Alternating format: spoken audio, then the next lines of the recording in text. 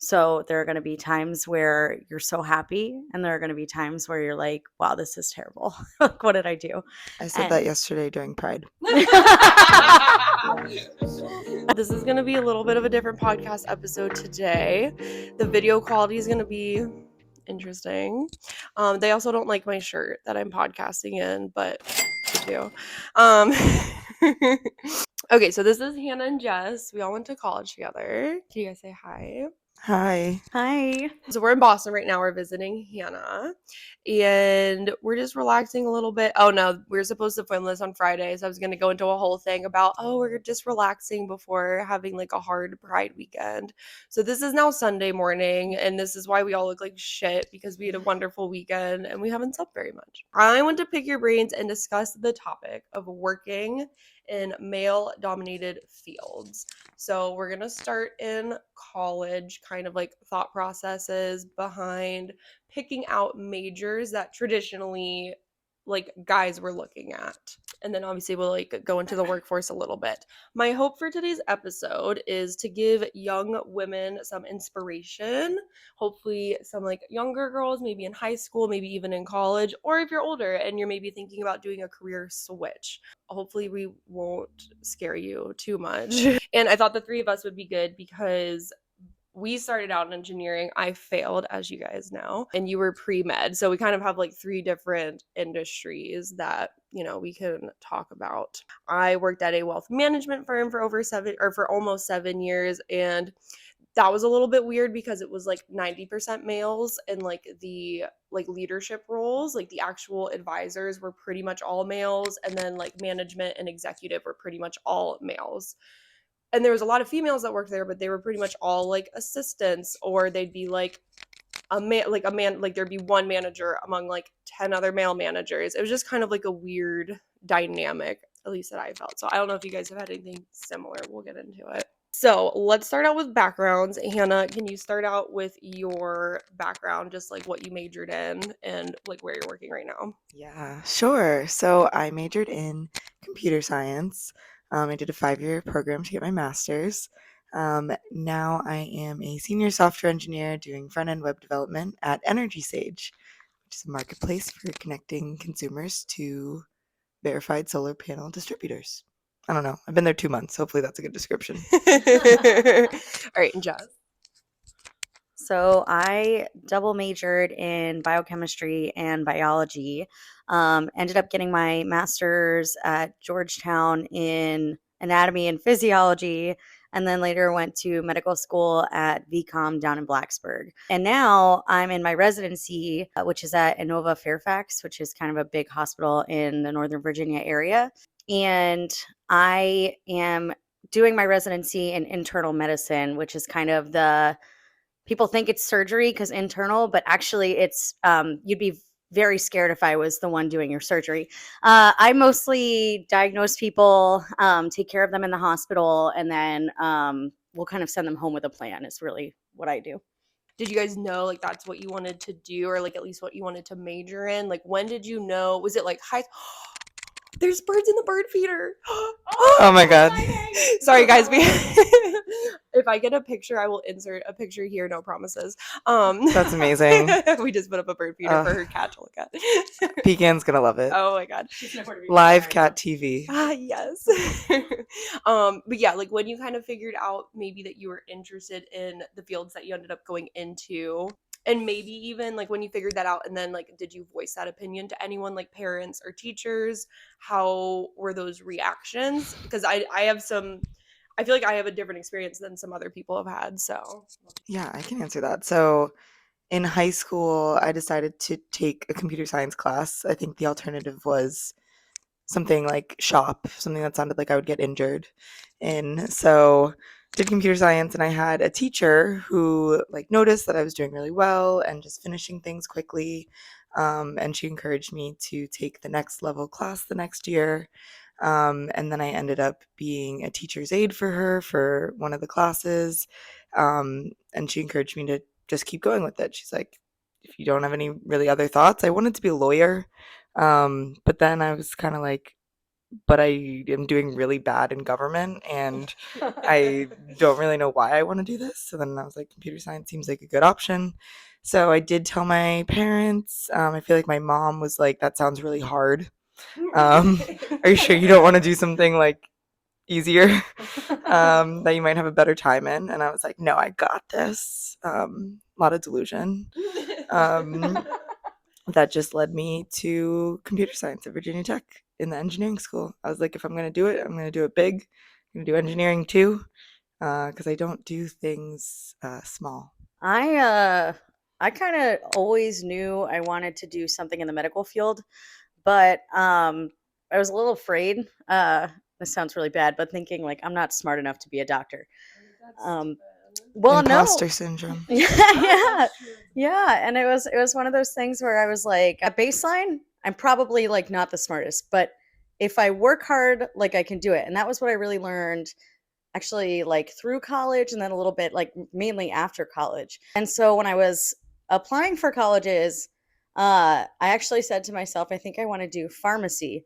And not to knock on pharmacists because I had no idea what I was doing, but I was like, pharmacy school is easier to get into than medical school, which is somewhat true, I've heard. But when I really thought about what a pharmacist does, they have an incredibly difficult job. They have a lot of customer service. They have, like, if you've ever been to the pharmacy and seen someone yell at their pharmacist because the prescription isn't done, like, it sounds horrible. Like, I would not want to do that. And you have to also mix the drugs. Like, I'm not great with my hands. Like, this was just not a good career for me. And so I ended up actually I had the choice of VCU, Virginia College, or Virginia Tech. And VCU would have been pharmacy school, like going straight through. And Virginia Tech, I would have the opportunity to go and do something more. And that was really the moment when I was like, all right, I'm going to stop hiding this. Like, I want to be a doctor. I don't want to be a pharmacist. And so that was really the time when I said, okay, I just have to work hard. Like, this is what I'm going to do. And definitely made the right decision, I would say. Okay, so I guess I actually did have a somewhat similar experience to you then, Hannah. And I guess medical people are just like so excited when people are like, oh, I want to go to medical school. I feel like for the most part, people are like, oh my God, that's awesome. Kinda, no, not so much. Yeah, I would agree with that. Okay. Yeah. I had the experience, and I had delusion, which I'll get to. That was very different from yours. So I had the experience where I really enjoyed math. Like, I was really good at math up until a certain point in college. But I really didn't like science. But for some reason, I don't know who brought it up first, but my dad's an engineer. And so I just always remember, like, adults and just people being like, oh, you're so good at math. Like, you should do engineering. Like, it's in your family, blah, blah, blah. I'm like, I fucking hate science and I'm not good at it. And they're like, no, but that's only like half of it. And I had this like delusion in my head. I'm like, oh, okay, like I'm going to be so good at engineering. And I had the opposite problem where I did not know how to study and I would argue I never learned how to study. So I got into college and I was like, oh, well, I've already done calculus. Like I've already done all these things. I don't even need to study. I'm just so smart. Don't do that, chins. But I wish I had like so much people because they were like, oh, it's so nice to have a female that's interested in engineering. Like, you should do it. You have to do it. You have to do it. So I wish I had someone that actually was kind of like, okay, maybe go into like work with your dad for a day and see what they actually do. Because if I had done that, I think I would have very quickly realized, oh, I do not want to do this. Like, this is not something that's interesting to me. Or if it was, then maybe I could have, I don't know, learned to study a little bit more and been like, oh, I actually really do like this. Maybe I should put myself into it. I don't know. No one really had any experiences other than your mom of being like, maybe you want to do something a little bit easier or something like more traditional. I did Like have marketing. a professor tell me that. In college. Okay. In grad school. I already had my bachelor's of science in computer science. Okay, actually, let's get into that now then. So, sorry. Give me a second. We're going to circle back around to that. When we got into college, so we have our majors, all that fun stuff. Like, going into class the first day, you sit down, it's like, you look to your left, it's a fucking guy. You look to your right, it's a guy. They're like picking their noses. They're all fucking nerdy. I'm so sorry. There's like maybe one or two other girls. They're probably not talking to you, right? Like, what was that experience like, just the first day of school for both of you? And maybe just like that first like semester even. Yeah, exactly what you're describing. And I'm very social. So I feel like I immediately just went up to the people that looked like they would also want to be social. I mean, definitely some fear in that, but at least like I just get really involved in things. And so just through talking to people in my dorm or like the different groups that I'd joined, I'd been able to just like find people that I recognized in the classes and like latch on to them essentially. But you're exactly right. And it was the same thing that the teacher said or the professor said at the first day is look to your left, look to your right. Only like one of you is gonna stick it out through this. And it was true. I mean, case in point right there, my friends. But I think just like finding those people that I could get through it with, the people that I learned how to study for these types of tests with, and just get through it. I would say mine was actually a little different. Engineering sounds terrible, to be honest, especially for an extrovert. I too am extroverted. Medicine and specifically like in college, like biochemistry and biology, especially biology, there was a lot more women.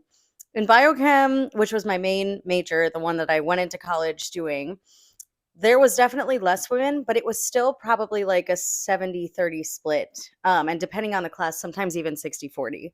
And so it was never like I looked around and I was like, where are the women? Like we would have these big classes. There was women, right? And so for me, I had a core group of people that I knew since freshman year. We had something called the integrated science curriculum, which if you go to Virginia Tech, I would say, oh my gosh, do the integrated science curriculum. It's so good. And what it was all of your science courses and math courses for the first 2 years of college were together integrated. And you had a group of, well, it started off with like 20 of us. And by the time we graduated, I think there was like 9. Oh my gosh. People just were like, this isn't for me. I'm going to go do chemistry by itself. And I was like, why would you do that? That sounds horrible. So I walked out of the, first year of college having this core group of friends, and then all of the extraneous classes like organic chemistry, biochemistry, like the ones that weren't your main like initial science courses. I felt like every time I'd walk in, I would be like, oh, hey, I know that person, like, or I know that person. And so yes, and so by the time we got to the biochemistry course, which was the one that everybody like dreaded, I had a group of friends and we would get together and it kind of grew and there was more of us and we would all get together. There was like 15 of us, and every single test we would study and we'd find some random conference room in the campus of Virginia Tech and like we would just go through the different things. And it didn't really matter, like it was boys, it was girls, it was just like a big mix of us, but you always had a core group of people. And kind of moving on, like that was one of the big things that helped me probably make it through these difficult courses in college, was just having these people to lean on. When I went into grad school, it was actually more of a dog eat dog thing. And it wasn't necessarily boys versus girls. It was that this was a pre-med graduate program. And so the people that were in the graduate program were trying to apply for medical school the next year. And so you knew that the people that you were sitting next to were the same ones that you were going to be competing for the different spots at the medical school. So it wasn't a very nice, like, chummy environment, which I would have been fine with. I mean, whatever, like, they were not. So it was more like competitive, and that made it difficult. But luckily, that was only 1 year. And then in medical school, I would hop around from group to group, and I felt like every year I had a different group until finally, like, it was the first 2 years of medical school that we would study. So the second year, I had this really good, again, core group that we would meet for every test, and we would get together and we would study. And those were the reasons that I was so successful in medicine, I feel like. That's awesome. And then of that group of people, were they is that like Kelsey and like so was it a lot of females or were there a lot of like males in the group as well? Otherwise known as men. I don't know why I'm saying females and males. Or theys and thems. Hey, It was mostly, actually, it was a good split. I would say, again, it was the 70-30. I think we had like 6 to 7 guys and then 3 women. But it never Okay. felt that way. Like, Yeah. it never felt like, oh, I don't have a girl to talk to. Like, we would do girls' wine nights. We would not invite the guys. Like, we did our own things separately. But then for the test, we would all get together. Gotcha. Okay. All right. And then Hannah, you want to talk about your grad experience a little bit and that motherfucker who I need this tea on this. Yeah, it was one of the worst experiences. I did very well throughout college. I was good Hannah's incredibly smart. I was good at math. I am good at like studying my ass off to learn things. Like I don't just go into things knowing them. Like I really need to like learn them. And in grad school I was taking an algorithms class and it just like literally never clicked. Like just the grad level algorithmic like things that I needed to memorize, to know how to do on the tests. Like I was just consistently getting like the lowest score in the class on the exams, and like I was in every office hour trying to get it and I just like wasn't getting it. Again, at this point I'd already graduated with my bachelor's in computer science, which is like one of the best computer science programs in the United States, I would argue. It's like probably top 10. I'd have to double check. So one of the best. Yeah, go Virginia Tech. It's the best. It is the best. Number one. Number one. Don't fact check me. And so eventually I was in there and working on something and he was like, you probably shouldn't even be doing this anymore. Like you should be looking into something else. And just like the way that he said it was so hurtful. Can we put him on blast? What's his name? I don't know. You think I remember that? We can bleep it later. Oh, he just wasn't even that important. I feel like I just blocked it from my memory. Yeah. Like, do you even remember how you reacted in that moment? Because I feel like I would lose my shit. Oh, I cried. What did he do? I think he was just the same, just like, oh, now I have this girl in my office crying. I feel like I took a couple computer like science courses in college, and some of those instructors were just, there was no social cues. Like they did not pick up on social cues. This is what they had to say. They were going to say it. Fuck you. I don't care about your emotions. But it wasn't even that. It was, I don't know what you're feeling. I can't figure out your emotions. Yeah, like I get it. Like you got to be tough at the beginning to like, you're either going to make or break. Like you got to show that it's going to be hard throughout. Like, so be a little tough. But at this point, like I had proven I can be here. It was just taking me like a little bit tougher of a time. Ended up grad school failing the class, which is a B minus. That is, I was gonna say, what's grad school failing? B minus. Yeah. I'm not even gonna say that. So yeah, it didn't end up counting towards my grad school credits, but I had enough other ones from like my senior year. Like that was the 5-year program of like double counting them. Mm-hmm. So it ended up being totally fine. You can grad school fail a class. You can fail a class and still be perfectly fine. That's insanity. And just gotta like, yeah, I think I just like kept going. I was just like, this was terrible and he made me feel terrible. But like, I think at that point I'd already like accepted a job offer and like, so I'm like, I'm doing this. Really give up at that point. Yeah. Rescind that job offer. Yeah. I just want to be clear here. It sounds like the class didn't matter and nothing actually affected you. Like, fuck him, fuck his views, fuck his little emotionless mind. You mean nothing to me, and you did not affect my like endeavors. My mom doesn't like when Kirby says fuck on the podcast. I'm so sorry, Susan. Thank you for listening, though. We love you. Yay, hi, we'll Susan. bleep them out. Maybe. There's a lot of them in this one. I forgot what I was going to say.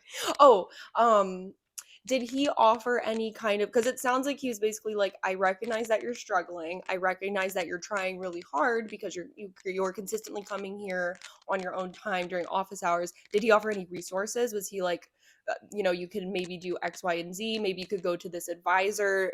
Like, did he offer anything, or he was just like, get out of my office? Like, this isn't worth my time. I mean, like, again, like, I feel like I like blocked it out, but I think he was like at least helpful when I was there, like helping me through the assignments. Mm-hmm. And like, I don't think he did anything like above and beyond, but at least like did his job in like helping me when I was in there. I mean, that's his job. Yeah. Is to do his job. So he did the minimum. So yeah. he did the bare minimum and made you feel like not very good about it. Yeah. Okay. Essentially. All right. Okay.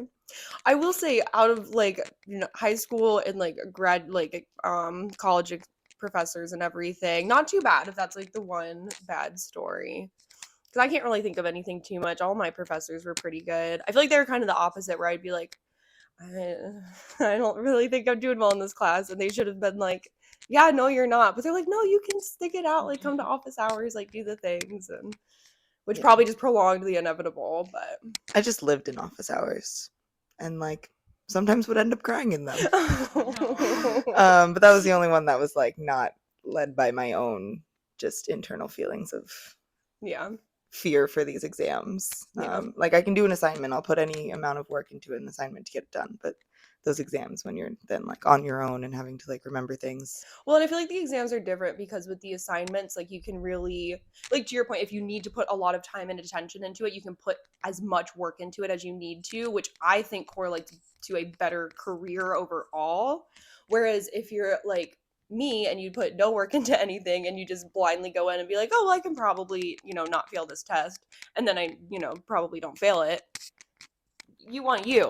Like, So there's actually, it's funny you say that because there's a caveat to that in medicine. And I didn't really see it until I went into residency. But in medicine specifically, and this is probably not computer science, but maybe can reflect in certain jobs, your time that you put in is definitely important. And you should definitely put in a lot of detail because, I mean, obviously in medicine, it could affect someone's life, right? Like, big deal. Efficiency is also important because you're not just seeing one patient. You're not just seeing two patients. I went from medical school where I would see maybe 1 to 4 if I was really having a crazy day, like 5 or 6 patients, to residency where I would see 8 patients every day and would have to do everything. It wasn't like I was in the back seat. It wasn't like I was doing, whatever. I would take care of from when I got them to when they left the hospital. All 8 of them every day. And so, like, I was always very efficient. And sometimes, like, yes, I'll miss something, which is why we're in a team and we talk about it so that eventually on my own, I won't miss those things, but can still be efficient. There were people in my residency, still are, that like struggle with time management. And that's like a thing in its own. Yes, missing details is hard, but you can figure out what you're missing and focus on those. Time management and learning how to figure out how to take care of all of these people in a way to where you're not here from 6 a.m. to 8 p.m. or 9 p.m. Like, that's make it or break it for us. And that's the things where like somebody will have to sit you down and like, thank God that is not my problem. But I've seen it where it's like people will be like, I'm exhausted, and you're already exhausted.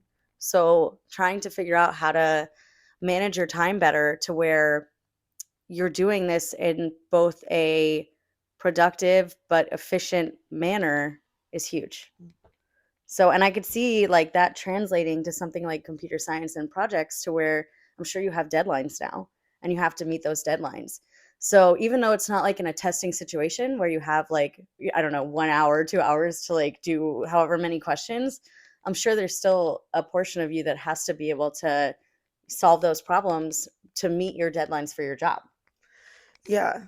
I'd say probably the biggest like real world experience was the assignments though, because I was able to Google things. Like I was able to like reach out to others for help. So like, why do we test? Why do we have tests? Down with the tests. I said it here. I am totally down for that. No, okay, I think you brought up a good point though, Jess, that like, and this just goes back to my whole like high school and college experience in general, that like I feel like all students, all women and females, Jesus fucking Christ, all the youths, we like, I wish there were more like resources and there was less ambiguity about like the actual fields that you're getting into, because yeah, to your point, time management, I mean, that's incredibly important for like literally any job. And at least I feel I would YouTube that, because we don't get any classes on that. There's no coursework. No one's telling you how to manage your time. Like, you're just thrown to the wolves essentially. and it's like, okay, do you want to go to a party tonight or do you want to do your homework? What do you think the 18-year-old that has literally never gone to a party before is going to say? Hannah knew how to just not sleep ever. Honestly, that was what did it. No, but having some kind of like coursework or even like the advisors, I felt like the advisors at school, like that was the one thing I really did not like about Virginia Tech. I had one advisor later on my junior year that was stellar, and all the other advisors were shit. I was failing out of engineering school, and my advisor literally said, well, chemical engineering is pretty much impossible to fail out of. Would you like to go there? And at least I had the wherewithal to say, no, I don't think I would do well in that. Yeah. But yeah, time management is so important in like everything. And I feel like that's just not taught, and that's not something that's like, oh, when you get into school, or like when you get into, you know, XYZ job, it's more like, what are you interested in? Would you like to do that forever? Cool. Okay, Yeah. let's take out hundreds of thousands of dollars of student loans so you can go do that thing that you've never actually had any practice in. Actually, talking about going back to the men versus women in the career fields. So when I was looking at residencies, because this is something where you are really going to be strapped for time, and you're going to be strapped, like your emotions are running high, you're tired all the time, and you are doing a high stakes job. So different people will look for different things in residency, and they tell us this when we start kind of the process of searching. For me, I wanted a program that I felt like I could talk to people. Like if I had a problem, if I felt like I was overwhelmed, I wanted a program where I could talk to people. And not just the staff, but the residents themselves that have gone through it before. And of course, like the doctors have all gone through residency, but it was different. And so, I think I had like 17 or 20 or something interviews. I don't remember anymore. I blacked it out. And I would ask every single program, okay, yes, you have these residency events. Yes, you do this, but what do your residents do outside of residency? Like, are they just sitting at home twiddling their thumbs? Are they looking at people outside the residency as friends? Or are they hanging out together in a way that's going to bring them closer? And it totally depended on the residencies, because there's different doctors do different things. Sometimes people are like, I really just need to go home and veg and not talk to anybody. And this residency where people do that is wonderful for me. That was not my thing. My residency, it was very like, we will go out probably like once a week unless things get busy. And so we can at least like talk through like, man, I'm not gonna lie to you, like this week sucked. Like, or this was actually a great week. Like, this is what happened. Oh, this is what I did to do better, And my program director is a female. And I've had a couple of times where it's like you'll end up with a long stretch of like multiple deaths, and there's not really much you can do about it. Like, people don't come to the hospital because they're healthy. They come to the hospital because they're sick. And I've had to go into her office like, I can't stop thinking about these people. Like, what could I have done better? And of course, like, no one reads the books is what she always says. And like, you could have done everything right and they're still not going to make it. But having somebody there that really, to me, was a female, but has gone through this before and has done everything and can say like, I've been there and I've been unable to separate, and I've had to take the time to say like, this is just going to happen sometimes, and it's hard, and we can do everything that we're going to do, but people are going to die. Like, it sounds really morbid, but sometimes you have to hear that from someone that's done it. And so having that support system there, again, was huge. Like, that's been my biggest thing for this difficult career is, who can I talk to? Who can I help? Who can help me through these difficult times? That's great that you had a mentor like that. All right, we do have to go to a drag brunch. Very important. Real quick before we do Tip your that. drag queens. Support drag. Book drag kings. Okay, so that sounds like you had like a good like mentor experience, someone in leadership who was female and was just like very helpful. Hannah, have you had anyone like that, or have you had maybe like a different situation where maybe somebody wasn't quite as helpful? Yeah, lots of helpful people throughout my career. I Okay. mean, a big thing that got me real world experience during college was my internships. And so I interned at a different place each summer. which got me a lot of different experiences, smaller companies, bigger companies, working with different types of managers on different types of projects. And so through all of those, just got a different experience. And I think all of them were positive, at least now looking back on them. I learned something from all of them that brought me to where I am today. What was the question?